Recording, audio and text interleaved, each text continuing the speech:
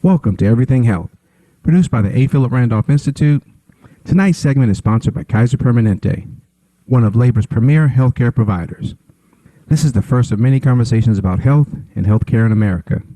Tonight's inaugural segment will be hosted by Cleola Brown, president of the A. Philip Randolph Institute. So sit back and enjoy as we explore everything health together. And at any time during the show, you can post a question by using the Q&A feature located at the bottom of the Zoom application. And your question may be featured during the Q&A segment later in the program. Once again, thank you for joining us this evening as we start the show.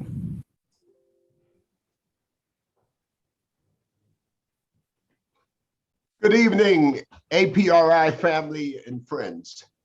And I am not Cleola Brown. My name is Fred Mason, and I'm a member of the executive board of the A. Philip Randolph Institute, trying to do justice to President Brown. And I know that in the past week, in the past couple of days, many of us have been experiencing some pain and discomfort in our lives, illness or the loss of a loved one. And so I want to ask you to take a minute, a couple seconds of silence to recognize that.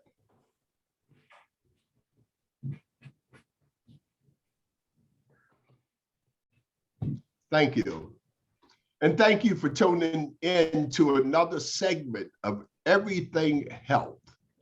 To those who are returning, we really appreciate your support. And if this is your first time tuning in, we say welcome and hope that you will become a regular. We invite your questions and comments and encourage you to share them by using the chat or the Q&A feature at any time in the box found at the bottom of your screen. Tonight, we will have a discussion about something that unfortunately we are all too familiar with: high blood pressure, more specifically, hypertension. Now, our guest tonight is someone who I am quite familiar with. He is my cardiologist, and I credit him with helping to keep me alive since 2005, when I had a heart attack that required a quadruple bypass. Dr. Athol Morgan, who I refer to as a culturally competent cardiologist. Dr. Morgan is the medical director of cardiology at Grace Medical Center and a member of the faculty practice at Sinai Hospital, both located in Baltimore, Maryland. His credentials include receiving his BA from Columbia College. He achieved his Doctor of Medicine degree from the Johns Hopkins University School of Medicine, where he also received his MHS. He is certified by the American Board of Internal Medicine for the treatment of cardiovascular diseases. And he is also certified by the American Board of Internal Medicine. So APRI family, please welcome Dr. Athol Winston Morgan. Sit back, get your questions and comments ready, and prepare to become a bit more educated. Dr. Morgan, the mic and the screen is yours. Well, thank you, Fred, for that rather kind introduction. It's been a pleasure to know you for all those years, and Fred's one of my favorite patients. We hardly much talk cardiology when you come to the office anymore. We cover all sorts of other life things. I'm going to be talking tonight about a subject that's common, and a lot of people know or have heard different things about it. So I'm going to do what I usually do in this situation. I'm especially on this format, not able to understand exactly who is in the audience. Maybe there are some people who have a high degree of knowledge, maybe people with less knowledge. So I'm going to just try to take a different twist on the whole story and hope that, as Fred says, at the end of the evening, people walk away perhaps knowing a little bit more than they knew when we started.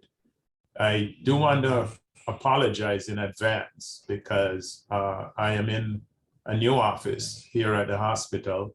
And when we were going through our run through earlier, I didn't realize that apparently the construction people start at this hour. So we may hear some jackhammers or other things going off in the evening. I don't know that there's anything else I can do about it at this point in time. So apology in advance. Today, I'm going to be speaking about hypertension or high blood pressure, as everybody knows it.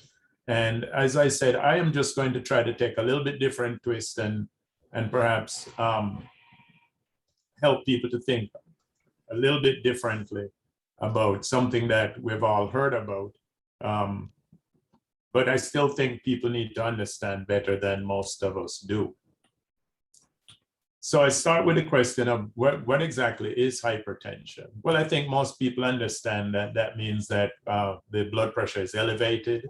It's defined as being either a systolic blood pressure above 140 or on the bottom number, the diastolic, if that's above 90. Either of those in excess is considered hypertension.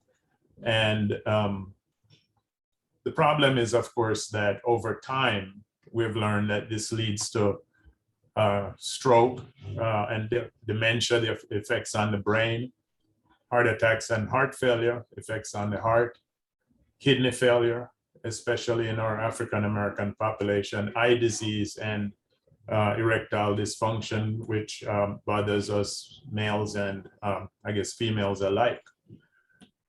The odd thing, I think, the first sort of different twist I'm going to try to take on this is to ask the question of how common this is. Well, 30% of adult Americans would be diagnosed with hypertension. And that number increases with age. As people get older, the blood pressure does tend to rise. And so there goes my construction crew. So by the time you get into Medicare age, 65 and above, the majority of people actually in the United States have hypertension. So you might really ask, if most people have it, is it really a disease per se? What, could a population with that disease, could most people in a population actually have something that is really a disease? I think that might be a reasonable question to ask. Well, that brings us to this famous gentleman as a way of introducing you to some history on hypertension. This, of course, is former President Roosevelt. And why would I bring him up at a time like this? Well, I'd like to share some data with you from President Roosevelt's medical records. So this is a chart of his blood pressure over the last years of his life. And you can see that there's a progression of an elevation of the blood pressure consistently over the last years of his life. And it starts off right around just under 150. And it goes up slowly and takes some ups and downs, progresses. He has a stroke, and then ultimately, at the time of his death, the blood pressure is incredibly high. I bring your attention over to the x-axis here, where you can see that the blood pressure had gotten up over 300, which seems ludicrous to us today. And you might ask, well, how did that happen? I think the most remarkable thing about this chart that we have is that it exists at all, because this means that the president's physician, the Navy surgeon, was recording all of this as it happened and seemingly not doing anything about it. And we might ask, well, how is that? Well, it turns out that such was the state of the art of medicine in the early part of the last century that hypertension really was not considered a disease. Paul Dudley White, considered the father of cardiology, wrote, not said, but wrote that hypertension may be an important compensatory mechanism, which should not be tampered with, even if it were certain that we could control it. And across the pond, John Hay, later Sir John Hay, wrote in the British Medical Journal, another top cardiologist in England, the greatest danger to a man with high blood pressure lies in its discovery, because then some fool might actually try to reduce it. So in the early part of the century, hypertension was not considered a disease. It was only after the 1950s that we began to understand that because hypertension actually is associated with stroke, that there must be something wrong with the blood pressure being elevated. Before that, Otto Frank called this essential hypertension.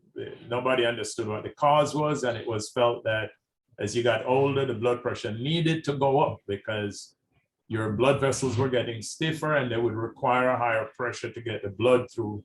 Of course, today we understand that that is completely bonkers. But such was the state 50 to 100 years ago. So it's a prevalent disease today, and we understand now that it really is a disease, and we understand that it has devastating consequences on many different organs. Otto Frank said that we don't know the cause. Well, the second thing I'm going to try to help us come to is what I believe is actually the likely cause, that it's not true that we don't know it. And so I want to talk to you a little bit tonight about salt and its effect on blood pressure, how we think that happens, and why I think we've gotten to the place where we are tonight. So salt is a compound combining sodium and chlorine, and sodium is the operative side of it. Sodium is a naturally occurring metal. It's one ingredient of salt. And I want to make a little bit of a pitch for the understanding that all salt has sodium. I occasionally will have a patient say to me, well, Dr. Morgan, I don't really eat salt like that. I eat sea salt, or sometimes kosher salt, or pink salt, or I don't know what kind of salt. They're all salt and they all contain sodium. So don't be fooled by these advertising gimmicks about different kinds of salt. I believe that a high salt intake is really the underlying cause of hypertension. And I'm going to offer you 4 lines of reasoning to support that. The first is that in experiments on animals, in rats or chimpanzees, we can give them enough salt. We can overload their diet with salt and make them hypertensive. It's more salt than they would naturally eat. It's probably more salt than any of us would eat. But you can force an animal to become hypertensive if you feed them enough salt. And then I'm going to show you some data from populations that suggest that in populations where people eat a lot of salt, they tend to have more high blood pressure. We understand that the way we are made up, our kidneys are actually made to hold on to sodium.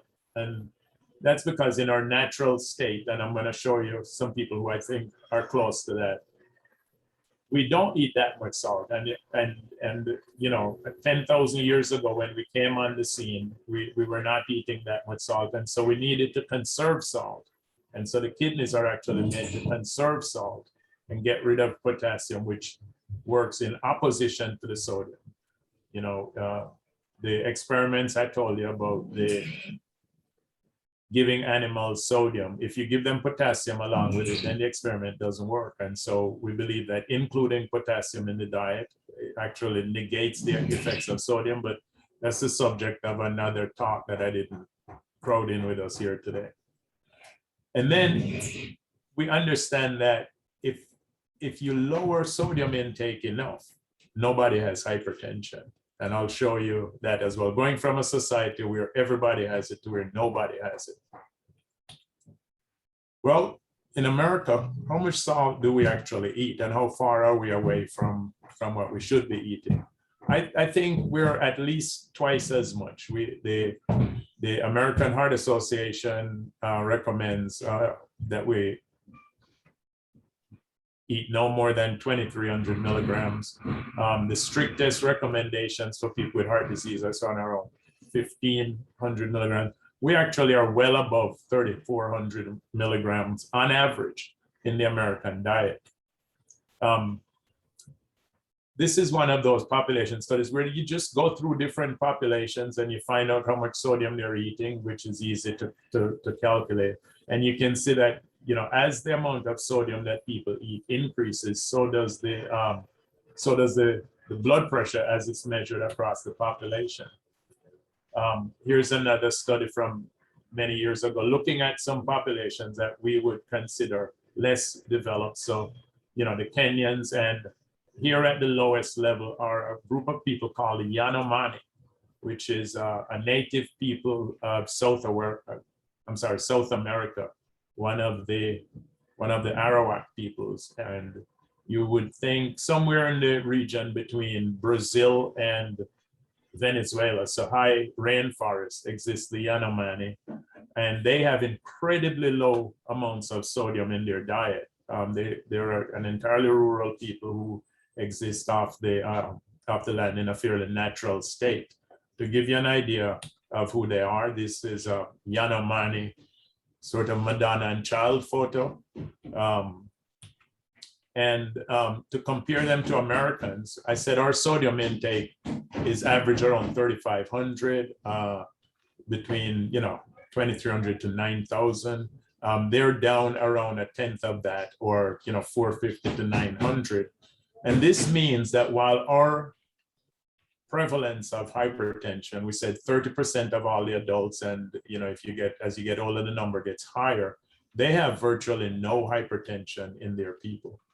So that's strong evidence, I believe, that the reason we have high blood pressure in our society has to do with our sodium intake. And we've gotten a far way away from that natural state to the kind of food that we eat today, and we'll talk a little bit about what that is. So what can be done about this? Well, it seems reasonably obvious, right? If we eat too much sodium, then we should eat less sodium. Well, would that really help? Well, this is one of the biggest studies on that from years ago, where they clearly showed that, you know, if you put people on a low sodium, a low salt diet, the blood pressure comes down with that intervention alone just over time. This is over the course of just a few weeks, 4 weeks out here. The blood pressure starts to drift down just by reducing the salt intake in the diet. And the effect of that is achieved by understanding where in our diet sodium exists. And this, I think, will surprise a lot of people. So if you take the entire American diet, 12% or so of the salt in what we eat is natural. It's naturally occurring in the foods as we procure them, even from a natural state. So the Yanomami are eating, you know, 12% of what we eat. We add about 6% at the table, you know, sprinkling salt on for flavor, as we say, and maybe another 5 or 6% in cooking and seasoning food. And that's it. So then where does all this sodium come from? Well, it turns out that in our diet, it's in food processing. So that we don't worry too much about what people do as opposed to what is done before food gets to them. And I think it's useful to understand that, because if you're going to try to reduce your sodium intake, you have to understand where the sodium is. And it's not the shaker on your table, although I'd advise most people to try to release that shaker. It gets to you before you prepare the food, just in the processing, which also suggests that we as a country, as a people, could do better, because we could legislate, for example, against the amount of food that is being put in food before we get it. Of course, that would be a highly controversial issue, but it's not controversial that it would actually make people healthier. I always remind people that we have to thank our public health people for lobbying for food to be labeled as to the sodium content in it. And I encourage people to try to pay attention to it. You know, here is, well, I'll show you from some other things, but when you look at 470 milligrams, that's, remember, 2,300 is your allowance. So round it off to 2,000. So at 470, you're already getting in 20% in this one item of the amount of salt that you should take in a day. So the conclusion from our CDC is that 90% of us are eating too much salt. Most of it is in food processing, and 10 types of food account for most of the salt. And so, you know, people say, well, what do we need to pay attention to? Well, the 10 types of foods, and it's reasonably easy. Bread is a big one because, of course, you actually cannot make bread without adding salt. It won't bread. Whatever, you know, any chef will tell you that you need a fair amount of salt to make bread. Processed meats, pizza, because we eat so much pizza, and it's really the cheese in the pizza. Soups, especially canned soups. Burgers and sandwiches, mostly because we get them from outside, and because they all include, you know, bread and processed meat, cheese, etc. I won't belabor this. And so if you want to lower your salt intake, you want to cut back on these kinds of foods. If you just concentrated on canned soups, bread, cheese, and processed meats, you'd probably get your way down by 50% or so. And to give you an example, again, the benchmark is 2,000 milligrams. So 2 slices of ham, 2 nice thick slices of ham, really eliminate all the salt you need for the day. Worse yet, one can of chicken noodle soup puts you way above the level that you should be. And people can make healthier choices, right? An orange doesn't have any salt. And as a bonus, it also happens to be high in potassium. And peas, and you know, we'll talk about the types of foods, but contrast, look at the difference, right? 2,000 milligrams of salt in ham, because of course, you know, that's how you make ham, and canned soups versus little or no salt. This is where the Yanomami are. This is where we tend to be. Thanks to the American Heart Association we hand these out in our office, this nice graphic where they point out that 6 of the foods that we commonly eat that I talked about account for more than half of the salt.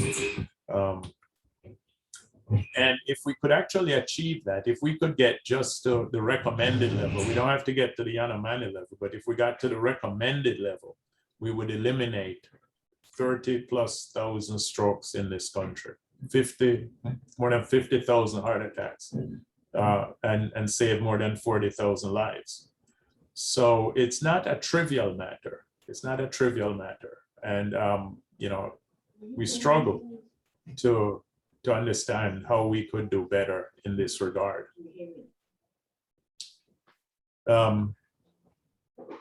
Wanted to point out that there are a lot of diets out there that achieve this kind of sodium lowering, reducing salt, and they all have as a bonus, and, you know, the idea of increasing the amount of potassium, reducing the amount of sodium.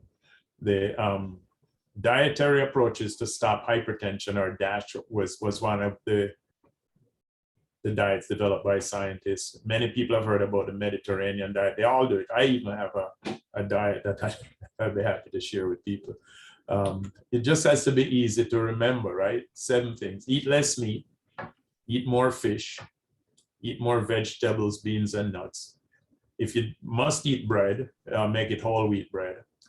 Try to avoid sort of the heavy fatty portion of dairy and eat skim milk.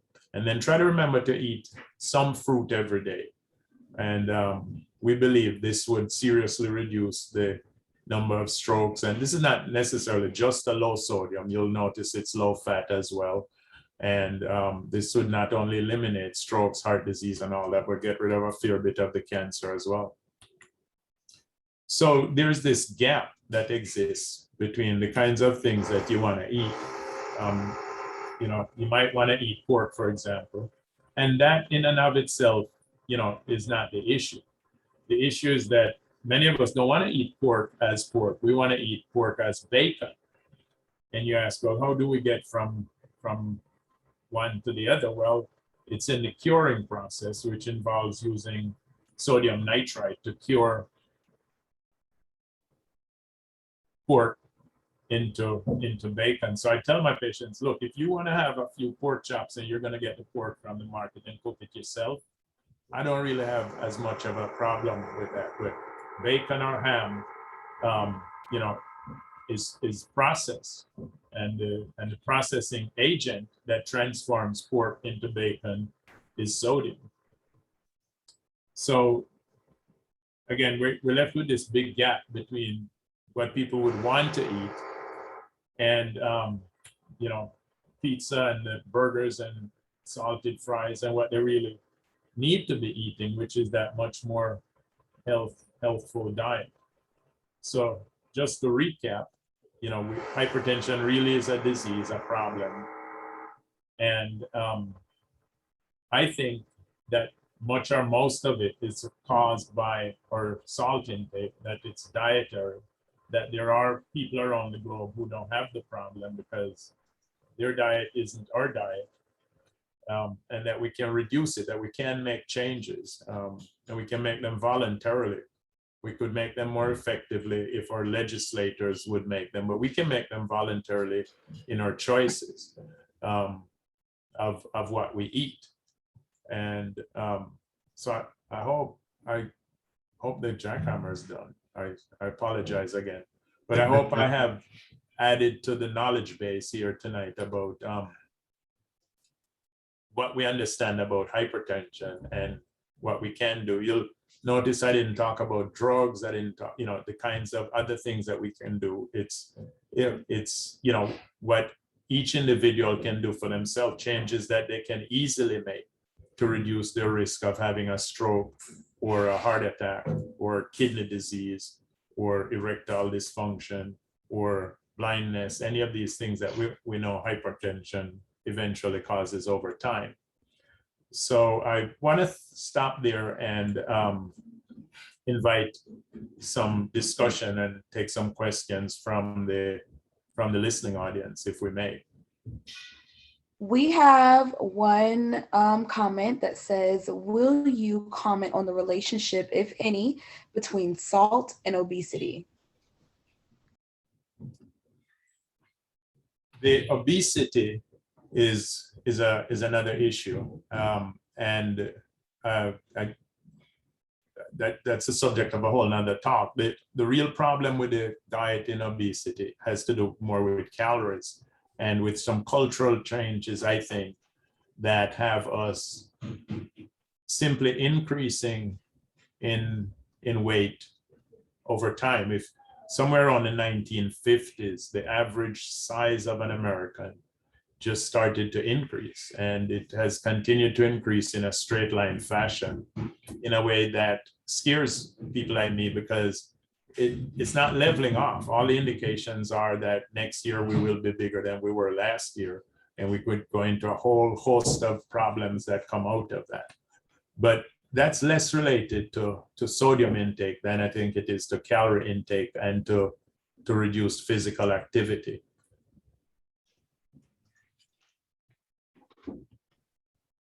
That is all of the questions that we have currently. So we might then take a moment to comment further on this idea of obesity and overweight, because that too causes a strain on the cardiovascular system, a strain on the skeletal system. We're in a situation where I suspect that I know the average age of the audience is adult, and so most people have understood that there are so many more people now having surgery to replace knees, replace hips, and some of it is activity based. There are people whose recreation or professional sports or job wear joints out, and joints do tend to wear over time, but a lot of it is simply weight based, in that we were not built to carry the level of weight that that some of us are carrying, and we've shifted. The amazing thing to me is that we've shifted culturally to an acceptance of that, so that in the office, I have to first help people to understand that that they are carrying too much weight, because many people feel like they're not, and we have to divorce the idea of or cultural acceptance of how we feel or what we look like from the medical sense, that these problems, these medical problems, are emerging from that. There is a connection between being overweight and having hypertension that's separate from the connection between sodium intake and hypertension, because both of those contribute to elevated blood pressure and all the problems that come from that.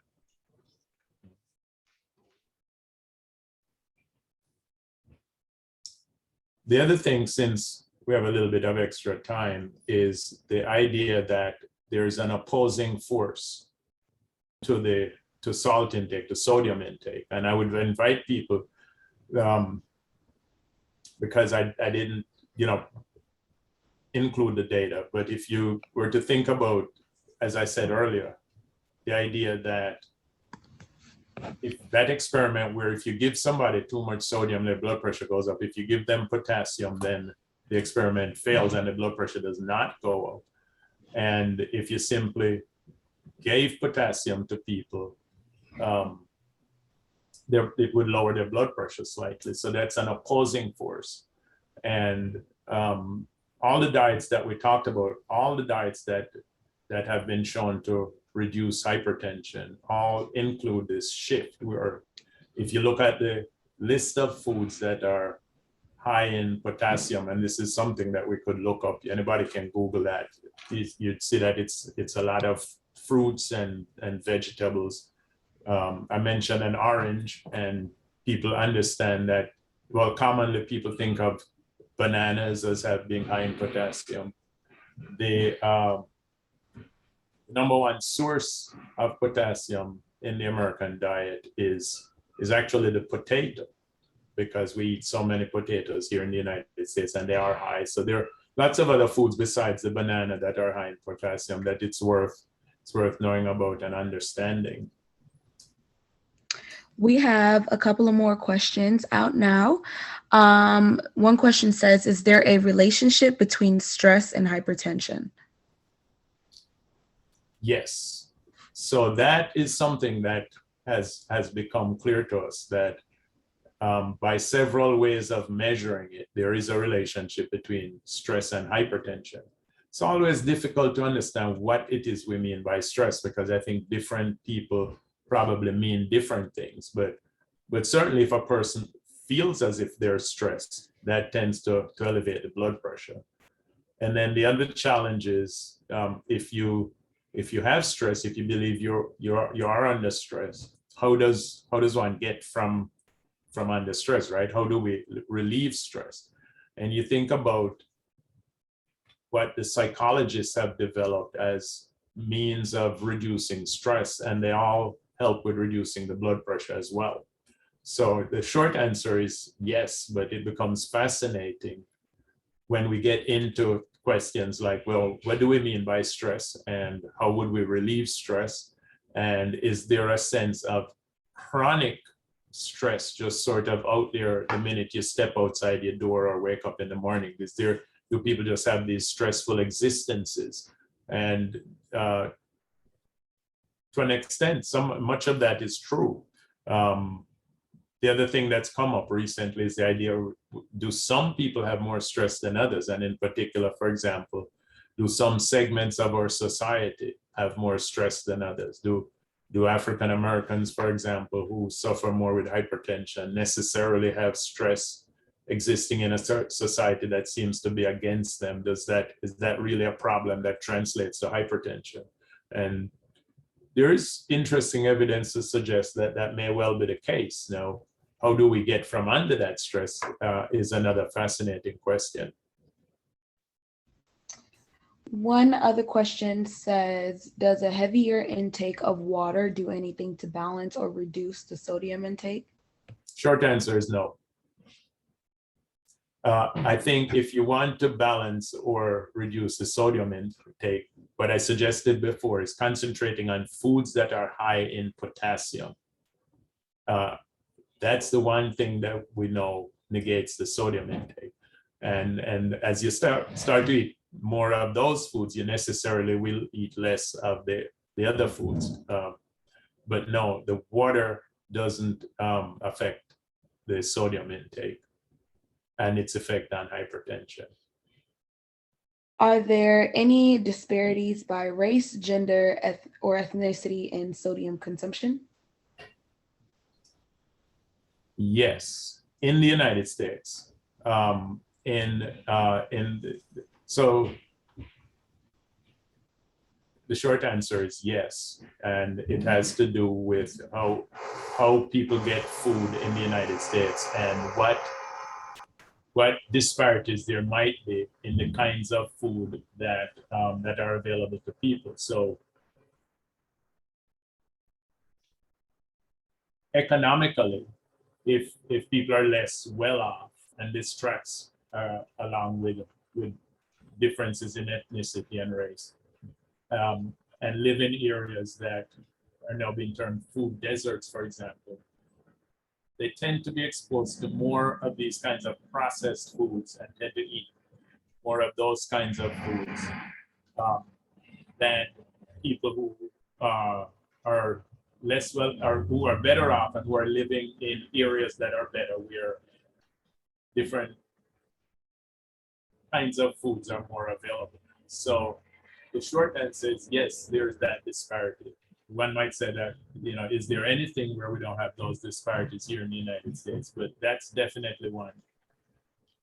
On the other side also, hypertension, high blood pressure may be one of the things that there really is a disparity in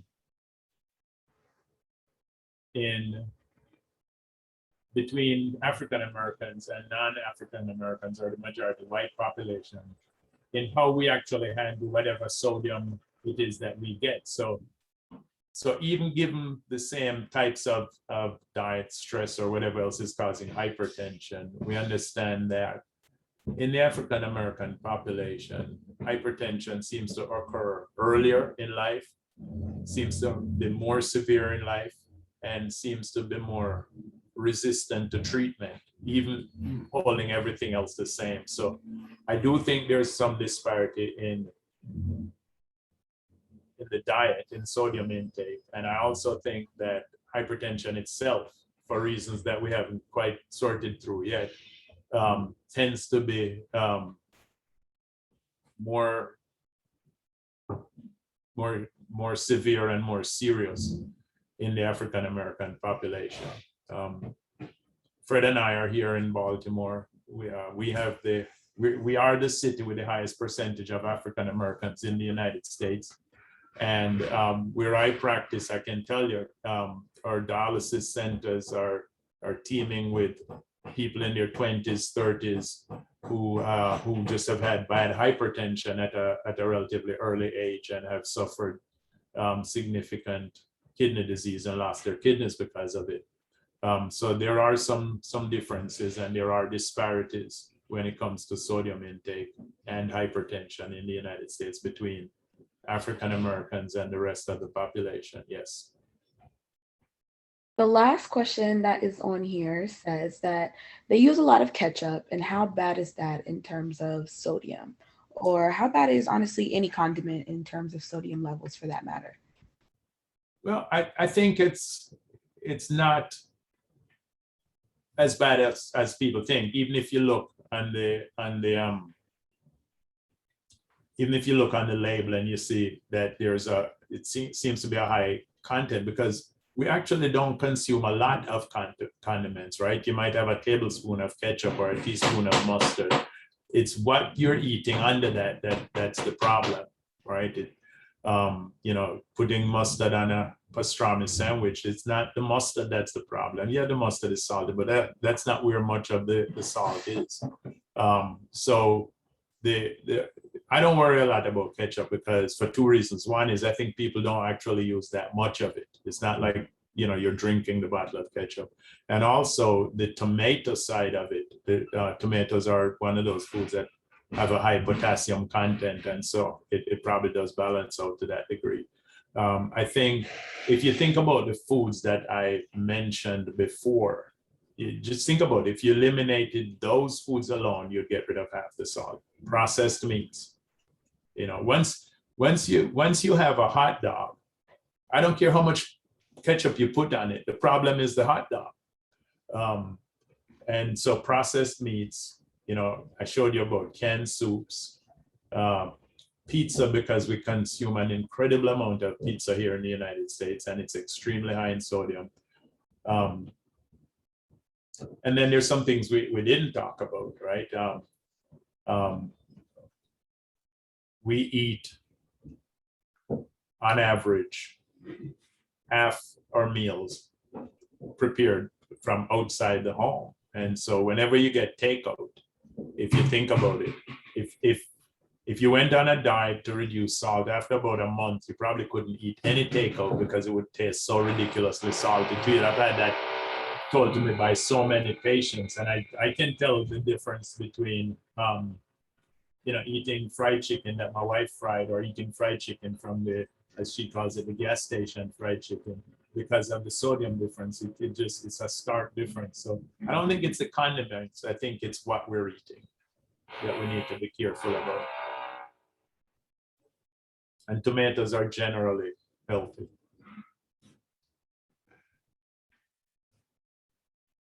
That is all of the questions. Oh, wait, we just got one. One more. Are salt substitutes an alternative? Yes, absolutely. And there are two kinds of salt substitutes. One, if you think about, say, different kinds of seasoning, so Mrs. Dash or something like that, where they've substituted lots of different kinds of seasoning. People who like to use more spices rather than salt to season food, that obviously reduces the salt content, the sodium intake. On the other side, there are salt substitutes. For example, I'm not here to tout brands, but Salt Light, which is the Morton Salt Light, and many other salt substitute, what they actually do is they change it from being 100% sodium chloride to 50% sodium chloride and 50% potassium chloride. And what we've been saying is, I think that the potassium actually negates the sodium. So when people ask if I recommend those, yes, I recommend salt substitutes that have substituted potassium for large amounts of the sodium. I think those are particularly good, actually. And the last question we have says, is there a lot of sodium in the spices that we use to season our food? You can look at the label and see how much sodium is in anything that we get. When we say spices, there are so many different kinds of spices that I wouldn't want to comment other than to say that in any pure spice. So if you're talking about a given spice, right? Chili peppers or coriander or garlic, none of those have too much sodium, but the sort of pre-mixed spices or pre-mixed seasoning, when you think about it, those things sometimes rely on a lot of sodium to add flavor. So if it's pre-mixed, you have to look to see on the label how much sodium is in it. If you think about just any other spice besides salt itself, by itself, it's probably not. But if you think about something, for example, like soy sauce, which has a lot of different things mixed in, heavy in sodium.